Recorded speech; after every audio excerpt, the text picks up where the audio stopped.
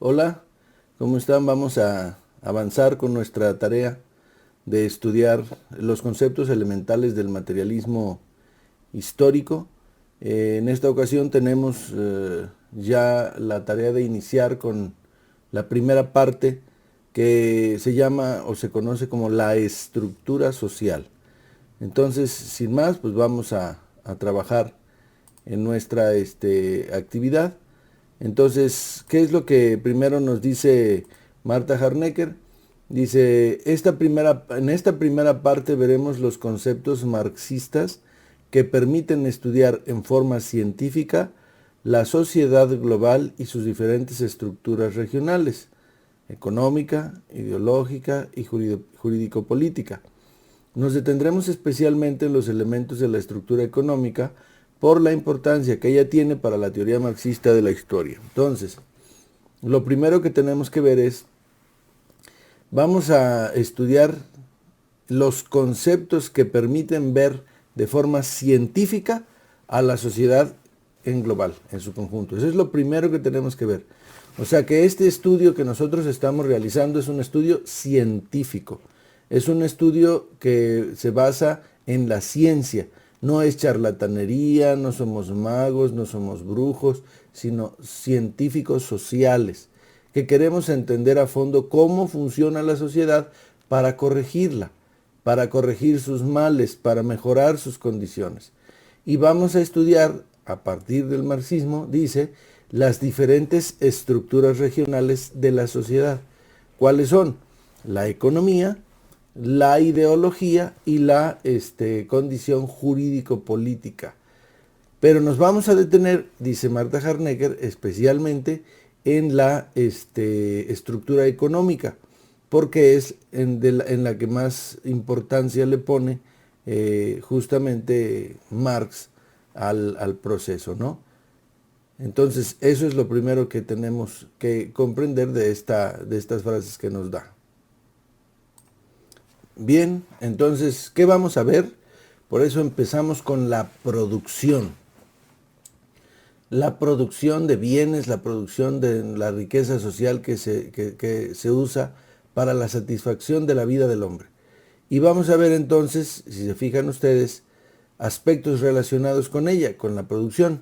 Vamos a una pequeña introducción, el proceso de trabajo, los elementos del proceso de trabajo, el papel de los medios de trabajo en el proceso de trabajo, el proceso de trabajo y el proceso de producción y la división del trabajo. Estos son los elementos que nosotros vamos a analizar, vamos a decir, al terminar este capítulo. Entonces vamos a ir como el descuartizador, decían, por partes. Bueno, ahora, vamos con la introducción. Hemos iniciado esta exposición pedagógica de los principales conceptos del materialismo histórico partiendo del proceso de producción, no por una decisión arbitraria, sino porque este concepto ha de constituir la base sobre la cual se va a edificar todo el edificio teórico del marxismo. Para el marxismo, la comprensión última de los procesos históricos debe buscarse en la forma en la que los hombres producen los medios materiales. Esto es muy importante. Esta parte es muy importante. ¿Por qué? Porque lo que primero tenemos nosotros que entender es que no es arbitrario el planteamiento de iniciar con el proceso de producción, sino, dice Marx, que si nosotros estudiamos, entendemos la forma en la que los hombres satisfacen sus necesidades materiales, a lo largo de la historia vamos a poder comprender todo lo demás. Por eso, iniciar con esta parte, porque podríamos empezar con la, vamos a decirlo así, con la sociedad ya terminada, con la sociedad ya acabada, pero no estamos haciendo eso. Estamos iniciando con con una condición distinta. Estamos comenzando por los medios, la forma en la que el hombre produce sus bienes para vivir, para comer, para resguardarse, para vestirse, etcétera. ¿Por qué? Porque ahí está en la clave para entender a la sociedad. Si nosotros entendemos eso, estaremos en condiciones de comprender mejor a la sociedad. De no ser así, estaremos en condiciones de ignorarlo, de estar en el limbo, de no entender bien qué está pasando. No nos quedaría claro. Por lo tanto, es muy importante entender bien a bien esto que estamos nosotros viendo aquí. Y por lo tanto, por eso es cierto, para el marxismo la comprensión última. Ojo, ¿qué quiere decir esta expresión de última? Porque la otra vez me preguntó Abigail, que esto de la última instancia. En este caso, la comprensión última, o sea, hay diferentes niveles de comprensión, pero quitando, digamos, todos esos niveles, vamos a llegar al último y el que explica todo, digamos, ¿no? Y ese último que explica todo es la economía. Es, en este caso, para entender los procesos históricos en última instancia, o sea, para entenderlos a fondo, tenemos que llegar a este punto, a entender la forma en la que los hombres producen sus medios materiales. Y ahora, otra cuestión que vamos a comprender en este momento es eso, los medios materiales. Ahora, aquí puse estas láminas precisamente para que vean ustedes cómo justamente si analizamos las diferentes etapas de la historia, el hombre se ha puesto a trabajar en la producción de sus bienes materiales, el trigo en este caso, en el de arriba, el de abajo, con los egipcios la agricultura con un arado y los dátiles, y aquí una pequeña fábrica de bebidas.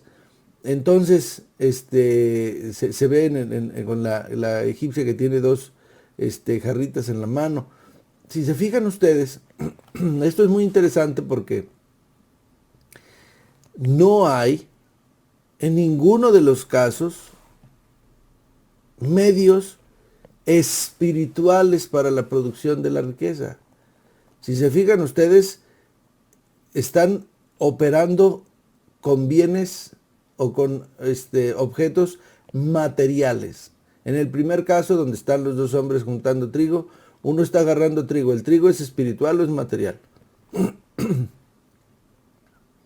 En el otro caso está utilizando una cuchilla para cortarlo. El cuchillo es espiritual o es material. Pues es material.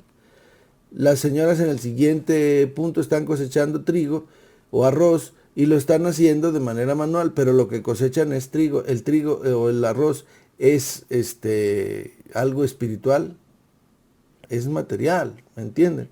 Y en el caso de los egipcios, en el primer punto, están sembrando. Trae como una especie de chicote para que los bueyes no se detengan y el arado siga abriendo el surco, y entonces tanto los bueyes como el chicote y el arado son bienes espirituales, no, son bienes materiales. Y la semilla que va lanzando la mujer detrás es un bien espiritual, tampoco, son bienes materiales. La mujer abajo, la egipcia, que tiene dos, ¿cómo se dice? Dos como jarritas de barro, son esos objetos bienes espirituales, no, son bienes materiales, como estos que vemos aquí. Todos los objetos sobre los que trabajamos y los que al final resultan de la producción de la vida del hombre son medios materiales. Esto es muy importante que ustedes lo entiendan porque es la base del análisis marxista. Es la base del análisis marxista. Por eso se llama materialismo histórico. ¿Sí? Porque ahora vamos a estudiar el componente de su desarrollo. Por eso se llaman procesos, porque están en movimiento, en cambio, en transformación, procesos de producción, pero están basados en el desarrollo histórico. Eso es muy importante que ustedes lo tengan claro, lo tengan presente, lo entiendan bien. Sí, es muy importante, porque esto no significa que nosotros estemos en contra de lo espiritual. No, que no se entienda eso. Simple y sencillamente tenemos que entender que esto es objetivo y también es necesario, es decir, va a suceder lo quieras o no lo quieras. Y al final de las cuentas, en una primera instancia, el hombre fue materialista. Porque, o sea, recuerden ustedes en qué consiste la visión materialista e idealista, en cómo contestes la pregunta del primer problema fundamental de la filosofía. Y la pregunta es, ¿qué fue primero o qué es lo primario? ¿La materia o la idea? Y eso ya lo descubrimos. Si nosotros decimos que la idea es lo primario, que es lo que determina la materia, pues entonces somos idealistas. Y si decimos, no señor, la materia es lo que determina la idea, entonces somos materialistas. El hombre en primera instancia fue materialista. Imagínate que tuviera una fruta ahí en un arbolito y dijera, no, pues es que esa es una imaginación mía, ¿no? Pues se moriría de hambre. Pero ya que la vio, la consideró un objeto real, existente, fuera de sí mismo. Y entonces, pues, la estiró la mano, la jaló, se la comió y dijo, no, sí, sí existe. O sea, para poder operar, el hombre en primera instancia fue materialista. Entonces, avancemos. La concepción materialista de la historia parte del principio de que la producción y junto con ella el intercambio de sus productos constituyen la base de todo el orden social. O sea, ¿cuál es la base, lo que determina, lo que mueve a la sociedad? Ese es el principio marxista, esa es la concepción de Marx que nos trae a nosotros la producción y junto con ella el intercambio de los productos derivados de esa producción son la base de todo el orden social. Ojo, son la base de todo el orden social. Esto es muy importante entenderlo. ¿Qué quiere decir esto? Bueno, que aquí está sentada una posición. Si tú quieres entender a la sociedad, entonces tienes que ir a la base. ¿Y cuál es la base? La producción y relacionada con ella, la forma de intercambiar. Todo lo demás se erige sobre esa base. Es como si habláramos de un edificio, los cimientos del edificio son justamente la producción y el intercambio de los productos producidos. Ahora bien, que en toda sociedad que se presenta en la historia, la distribución de los productos y con ella la articulación social en clases o estamentos se orienta por lo que se produce y por cómo se produce. Así, por ejemplo, así como por el modo en que se intercambia lo producido. Según esto, las causas últimas de todas las modificaciones sociales y las subversiones políticas no deben buscarse en la cabeza de los hombres, en su creciente comprensión de la verdad y de la justicia eterna, sino en las transformaciones de los modos de producción y de intercambio. No hay que buscarlas en la filosofía, sino en la economía de la época que se trate, de qué se trate. Entonces, esto es fundamental, es muy importante entenderlo, compañeros y compañeras, que en toda sociedad que se presenta en la historia, la distribución de los productos y con ella la articulación social en clases o estamentos se orienta por lo que se produce y cómo se produce. Por ejemplo, no es lo mismo la forma de producir en donde había esclavos a la forma de producir en donde había siervos de la gleba. No es igual. Hay diferencias y son diferencias que nosotros tenemos que entender perfectamente, porque si las entendemos bien podemos entender la condición humana, lo que significa para todos nosotros la condición social que determina, digamos, la forma en la que los hombres se relacionan. Por eso hubo una rebelión de esclavos con Espartaco, ¿no? Por eso también entre los escoceses con William Wallace se liberaron también y se lucharon contra los caciques ingleses, pues porque los sometían a través de impuestos. Por eso nació Robin Hood, para quitarle a los ricos y darle a los pobres, etcétera, etcétera.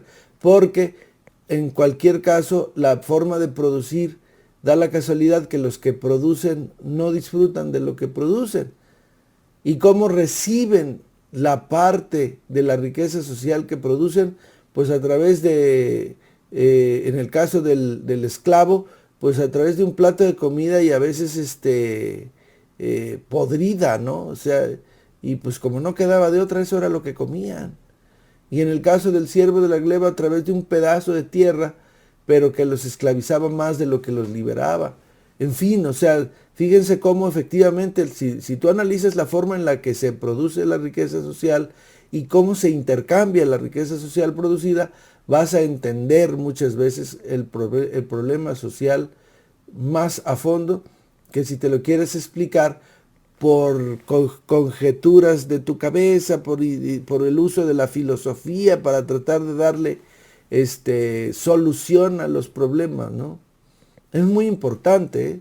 Es muy importante entender esto porque, por eso dice, las causas últimas de todas las modificaciones sociales y las subversiones políticas no deben buscarse en la cabeza de los hombres. Por ejemplo, hay aspectos que la historia nos las quieren explicar basándose, por ejemplo, en el genio de Napoleón. Sí, el genio de Napoleón era importante, pero ¿y si no tuviera soldados?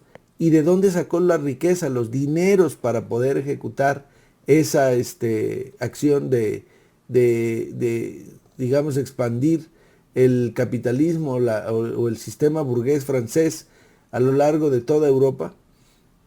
Pues si no hubiera tenido a los soldados, pues no lo hubiera podido hacer. Si no hubiera tenido la riqueza para hacerlo, no lo hubiera podido hacer.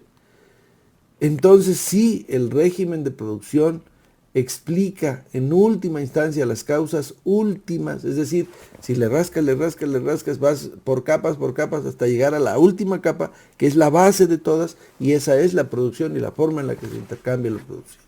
Entonces, así vas a poder entender bien, si estudias la economía de la época que se trate, vas a poder entender cómo está exactamente el problema. Esta es la innovación de Marx, esta es la aportación de Marx, que todos nosotros, como marxistas que queremos ser y somos, tenemos que entender perfectamente. Entonces, aquí está un ejemplo del origen de los intercambios. Justamente este intercambio se realiza por la vía del trueque, ¿no? El trueque implica también al mismo tiempo que previamente se produjeron o se trabajaron las cosas. En el primer caso, que tenemos dos mujeres andinas, una produjo un jarrito y la otra dio, digamos, de comer, mantuvo, cuidó a la otra cría. En el caso de los siguientes hombres, uno tiene un conejo y el otro un pescado. Bueno, cazar el conejo y pescar el pescado tiene su chiste, ¿no? Y en el último caso, la mujer tiene unos plátanos, el otro una berenjena, o no sé qué sea eso, o espinacas, no estoy seguro. Se hace el intercambio, pero previamente fue a cortarlo uno o producirlo o dejarlo que creciera y cuidarlo. Y en el otro caso, cultivarlo, y ya que lo tienen, se hace el intercambio. Pero este es el intercambio inicial, digamos, este es el intercambio más rústico de todos, ¿no? Es el más, el primero de todos los intercambios. Ahora bien, nosotros tenemos que ver que la historia no parte de la cabeza de los hombres, como ya dijimos, y tenemos que irnos a la economía para entender a fondo lo que está pasando. Si tú quieres entender a fondo lo que está pasando en México, hay que ir a estudiar la economía. Ahí es donde vas a entender perfectamente qué es lo que está sucediendo, qué es lo que está aconteciendo y cómo nos beneficia o nos perjudica a nosotros. Avanzamos entonces. Vamos pues al análisis detallado. Toda producción, ahora bien, toda producción está caracterizada por dos elementos inseparables. Dos elementos inseparables. ¿Cuáles son? El proceso de trabajo y las relaciones de producción. Aquí ya están los conceptos. Aquí ya están los conceptos. Dos conceptos fundamentales. El primero es tres conceptos. Primero, la producción. Y ahora aparecen dos más. El proceso de trabajo y las relaciones de producción. Entonces, hay que entender eso perfectamente bien. Entonces, el proceso de trabajo que da cuenta de la transformación de la naturaleza que el hombre realiza para convertirla en objeto útil. Y las relaciones de producción que dan cuenta de la forma histórica concreta en la que se realiza el proceso de trabajo. Exactamente. Entonces, la producción se caracteriza por dos elementos inseparables. El proceso de trabajo y las relaciones de producción, ¿no? Es decir, en el caso del proceso de trabajo, cómo se produce, cómo se realiza desde el principio hasta el fin el proceso para la obtención de un objeto útil. Entonces, ese es el análisis que tenemos nosotros que hacer. ¿Cómo sucede? ¿Qué partes realiza o cómo se realiza, perdón? Y dos, a la hora de producir, a la hora de realizar este proceso de trabajo, ¿cómo se relacionan los hombres? Es decir, ¿lo hacen esclavizados, bajo la libertad, con algún tipo de presión o coacción, con apoyo de la ciencia, etcétera, etcétera? Entonces, eso es fundamental y es muy importante. Entonces, para nosotros, el proceso de trabajo tiene, vamos a decirlo así, como un principio y un fin. Inicia el proceso, se va desarrollando, hay una serie de etapas, dificultades, toma de decisiones, etcétera, etcétera, ¿no? Pero por ejemplo, pensemos en la producción agrícola de una planta de frijol, no más una. Vámonos a nuestros experimentos de la primaria. En un algodón pones un frijol, le echas agua y empieza a nacer. Luego ese lo trasplantas, lo metes en la tierra y le echas agua y va creciendo y va creciendo y va creciendo hasta que de pronto florece y luego genera las vainas, y de las vainas se desarrollan, crecen, se secan y tienes ya ahora sí una determinada cantidad de frijoles.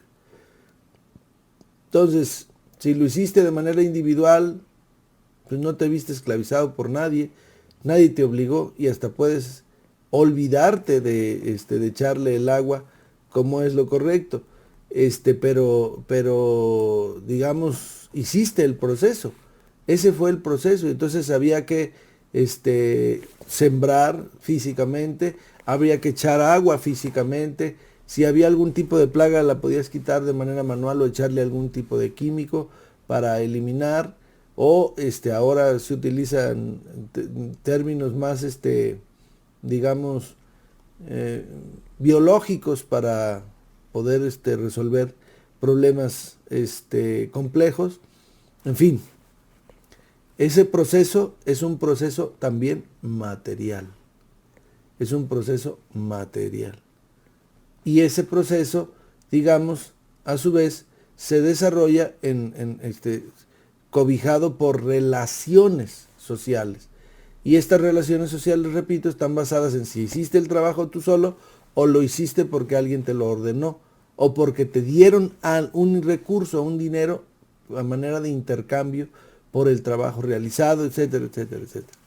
Y dos, creo que es importante que lo tengamos presente, hay un proceso de transformación. Hay un proceso de transformación. Es decir, las cosas llegan de una manera y terminan siendo de otra manera. Hay un proceso de transformación hasta en las relaciones que se establecen entre los que producen. Entonces, eso también es muy importante que ustedes lo tengan en cuenta. Entonces, iniciamos con los conceptos en concretito. Entonces el primer concepto que vamos a estudiar es el de proceso de trabajo. Y aquí está hasta subrayado en el cuadrito.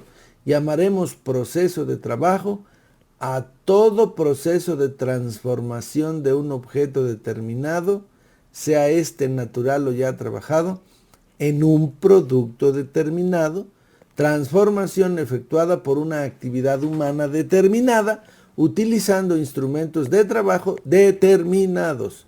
¿Qué quiere decir la palabra determinado? Es muy importante que sepamos qué quiere decir la palabra determinado. Pues tenemos que poner atención porque determinado es que, digamos, como si lo lleváramos ya a su forma final, que lo diferencia de otros objetos, ¿no? No es lo mismo tener una camisa que tener un pantalón o tener en proceso un producto agrícola. Y ahora, precisamente para poder obtener, digamos, una mesa, comparado, por ejemplo, con una camisa, las formas de operar son distintas y se tienen que distinguir. Están determinadas, es decir, digamos, un término que las califica como distintas. Por ejemplo, no es lo mismo martillar, ¿verdad?, que cortar la tela para hacer la camisa, ¿no? Entonces, y el objeto que se utiliza para uno y otro también está determinado. No es lo mismo un martillo que unas tijeras. Son distintas, están determinadas, ¿no? O sea, se notan porque están terminadas con características específicas que las distinguen unas de otras. Y la forma de operar también es determinada, porque no es lo mismo, repito, clavar que cortar. Entonces, esto es lo que nosotros entendemos por proceso de trabajo, todo proceso de transformación. Aquí es otra cosa muy importante, recordar lo que ya se dijo: la materia no se crea ni se destruye, solo se transforma. Y entonces, aquí tenemos que entender eso también.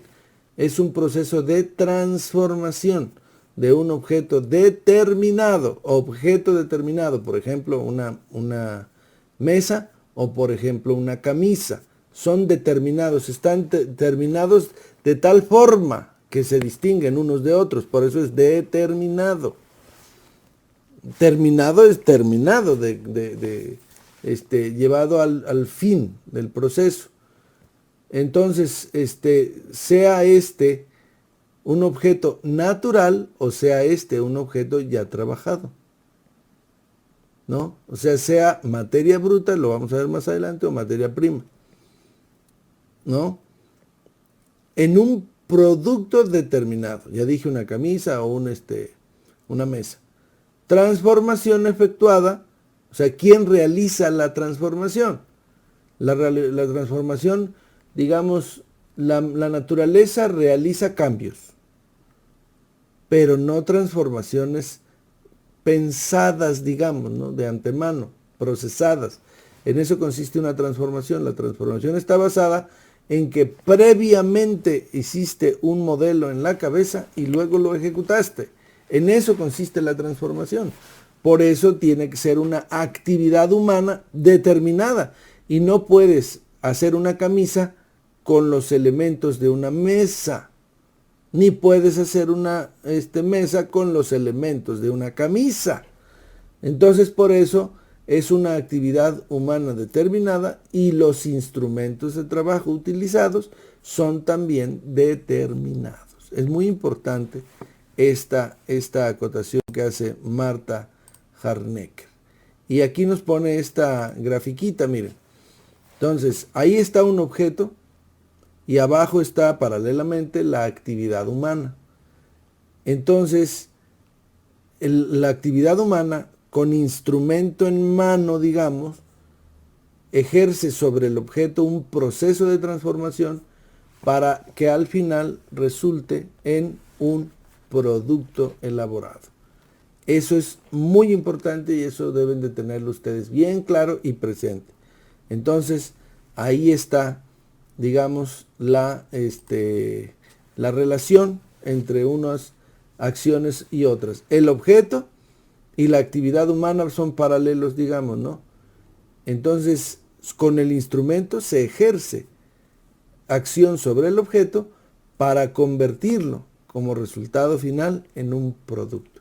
Este cuadrito nos lo pone Marta Harnecker y me parece pues que es de utilidad. Avancemos entonces. ¿Qué nos dice?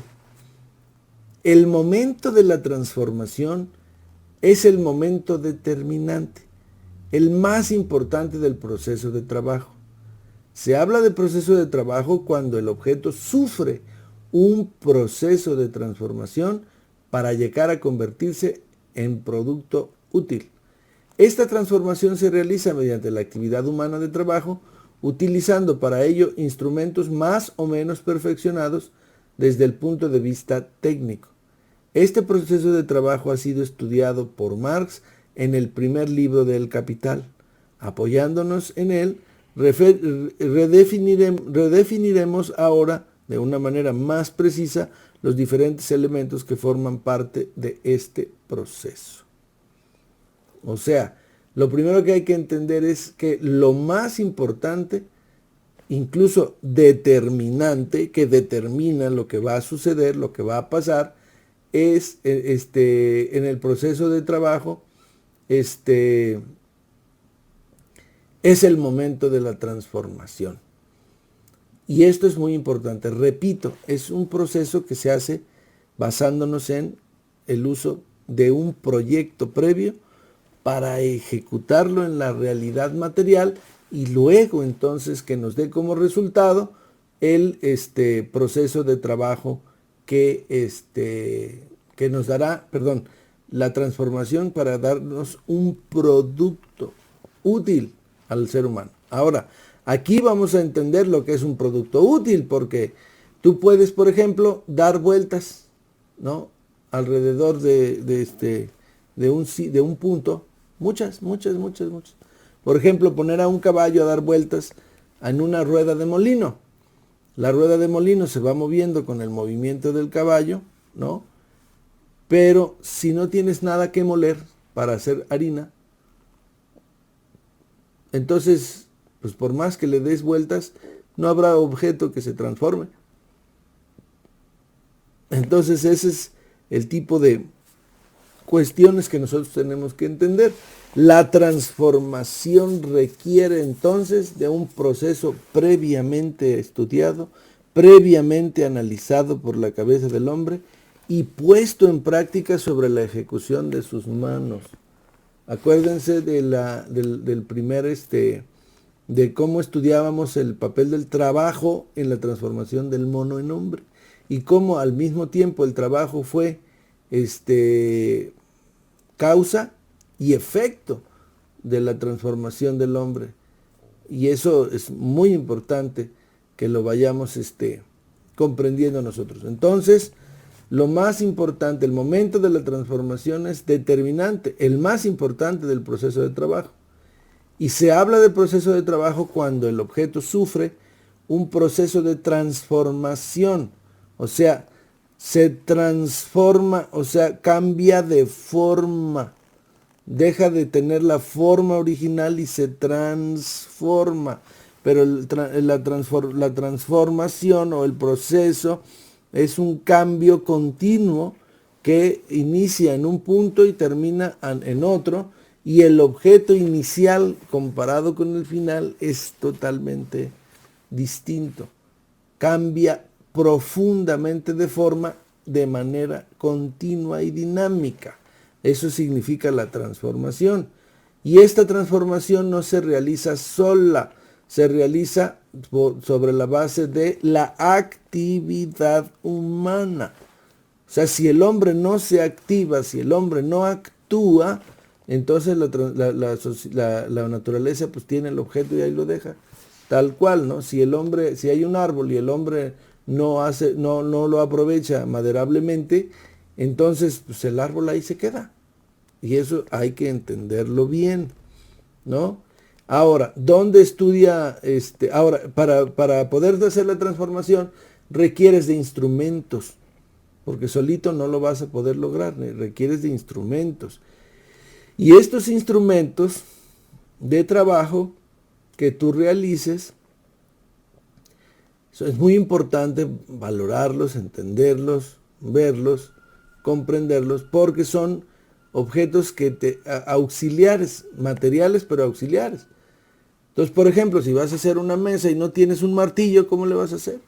Bueno, pues te inventas uno a través de una piedra, ¿no?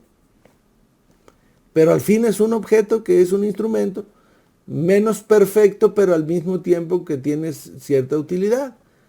Bueno, pero estos instrumentos son los auxiliares para llevar el proceso de transformación a su último producto, que es el objeto útil. Marx lo estudió todo esto en el primer tomo del Capital, y por eso Marta Harnecker nos ayuda con el análisis de esta, digamos, esta forma tan profunda que Marx estudió con más detalle, y que a nosotros Marta Harnecker nos ayuda a digerir, porque previamente lo ha analizado. Entonces, vamos a ver, por ejemplo, el proceso de transformación del cuero. Entonces, ¿qué es lo que nosotros tenemos en primerísima instancia en este proceso? Pues tenemos la vaca, ¿no? Aquí está la vaquita, de ahí sale el cuero. Miren ustedes la vaquita, y se les queda viendo como diciendo, ¿qué me vas a hacer? Y pues ya medio sabe a dónde va a ir a parar, ¿no? No estoy hablando del proceso de producción de leche, porque ahí está la ubre de la vaca, y ese es otro proceso, pero ahorita estamos hablando solamente del proceso de la producción del cuero. De la vaca sale el cuero. Matas tú a la vaca, te sirve para varios objetos, para la carne, las vísceras, etcétera. Pero aquí está un proceso de curtido del cuero. Y si se fijan, ya el hombre tiene allí objetos para ese curtimiento. Tiene un palo para colgarlo, y tiene esos como cuchillos que son así como redonditos, así como media luna. Los vemos a la derecha de ustedes, y el propio Señor tiene uno en la mano. Ese es el que sirve para el curtido. Pero al mismo tiempo tiene, si se fijan ustedes, como algo para recargarlo aquí en el pecho, que es lo que está utilizando para darle con más fuerza, ¿no? Y poder hacer el curtido de la piel, quitarle los elementos sobrantes e irlo ablandando. Esto es todo un proceso. Luego tenemos el resultado, la piel en estas condiciones, ya es como queda después del curtido. Entonces ya queda suavecita y además utilizable, maleable, o sea, es decir, que se puede modificar con las manos. Luego tenemos instrumentos específicos que nos sirven para poder hacer uso ya de esta piel que ya tenemos, para hacer hoyos, para hacer para coser, ¿verdad? Para diferentes tipos de labores. Aquí tenemos ya a una persona con un instrumento más moderno trabajando el cuero específicamente.